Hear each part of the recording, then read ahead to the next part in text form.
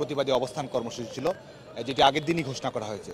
বিশেষ করে বৈষম্য বিরোধী ছাত্র আন্দোলন যারা এই কোটা সংস্কার ইস্যুতে বা কোটা বাতিলের ইস্যুতে কাজ করছে তাদের কিন্তু কোনো পূর্ব ঘোষিত কর্মসূচি ছিল না। ভোট 5টা কি 6টার দিকে তারা কর্মসূচি ঘোষণা করে দেয় 12টার দিকে।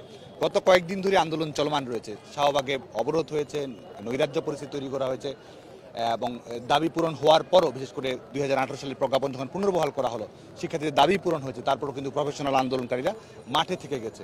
তারপরও কিন্তু বাংলাদেশ ছাত্রলীগ দায়িত্বশীলতার পরিচয় দিয়েছে। দিনের পর দিন অতিবাহিত হয়েছে। বাংলাদেশ ছাত্রলীগ কোটা ইস্যুর যৌক্তিক সংস্কারের জন্য কাজ করেছে, শিক্ষার্থীদের মতামত চেয়েছে। আমরা ডোর টু ডোর ক্যাম্পেইনে গিয়েছি, সংস্কারের বিষয়ে শিক্ষার্থীদের মতামত কী রূপরেখাকে সেটি জানতে চেয়েছি। এবং আজকে আমরা যেটি সুস্পষ্টভাবে বলতে চাই যে তারা যে কর্মসূচি ঘোষণা করেছে ভোরবেলা হুট করে ঘোষণা করেছে, ছাত্রলীগের আগে ছাত্রলীগের 3টা কর্মসূচির পূর্বে 12টা কর্মসূচি তারা উদ্দেশ্য প্রণোদিতভাবেই দিয়েছিল। তারপরও বাংলাদেশ ছাত্রলীগ দায়িত্বের পরিচয় দিয়েছে, ধৈর্যের পরিচয় দিয়েছে। কিন্তু 2টা পর্যন্ত আমরা দেখেছি তাদের কর্মসূচিতে জমায়েত সাধারণ শিক্ষার্থীদের অংশগ্রহণ সেই অর্থে ছিল না।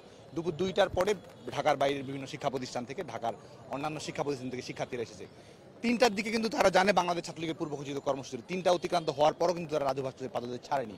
এবং যখন তারা দেখেছে যে তাদের কর্মসূচিতে শিক্ষার্থীদের অংশগ্রহণ নেই, সাধারণ শিক্ষার্থীরা এখানে সম্পৃক্ত হয়নি, তখন যখন তাদের আন্দোলন একটা সুপার ফ্লপের দিকে গেছে, বিশেষ করে রাজাকার ইস্যুতে এক ধরনের তোষণমূলক কথাবার্তা বলার কারণে যখন সাধারণ শিক্ষার্থীরা এই ইস্যু থেকে পাশ কাটিয়ে গেছে, তখন তারা এক ধরনের কৃত্রিম পরিস্থিতি তৈরি করার চেষ্টা করেছে। এবং সে কারণেই আমরা দেখেছি 3টার কর্মসূচি 3:30টায় রাজু ভাস্কর্য থেকে শেষ করার পরে যখন বাংলাদেশ ছাত্রলীগের রাজু ভাস্কর্যের কর্মসূচি শুরু হওয়ার কথা, তখন তারা কি করেছে, তখন এখান থেকে রাজু ভাস্কর্য থেকে বিচ্ছিন্ন মিছিল নিয়ে ঢাকা বিশ্ববিদ্যালয়ের বিভিন্ন হলে হলে গেছে। সাধারণ শিক্ষার্থীদেরকে তারা জোর করে তাদের মিছিলে নেওয়ার চেষ্টা করেছে।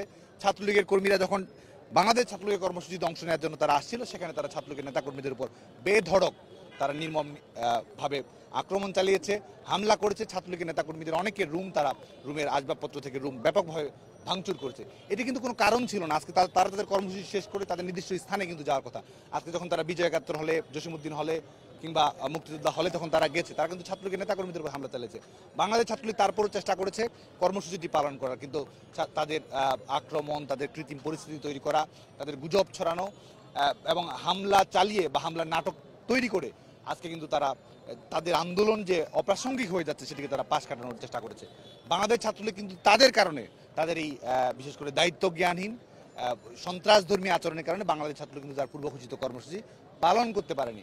বাংলাদেশ ছাত্রলীগ তারপরও দায়িত্বশীলতার পরিচয় কিন্তু প্রত্যেকটি হলেই ছাত্রলীগের নেতাকর্মীদের রুম ভাঙচুর করা, কক্ষ ভাঙচুর করা, আসবাবপত্র ভাঙচুর করা, এই ঢাকা বিশ্ববিদ্যালয় ক্যাম্পাসকে নিয়ে আজকে সারাদিনই বিভিন্ন ধরনের গুজব ছড়ানো, এই কর্মকাণ্ডগুলো তারা করেছে।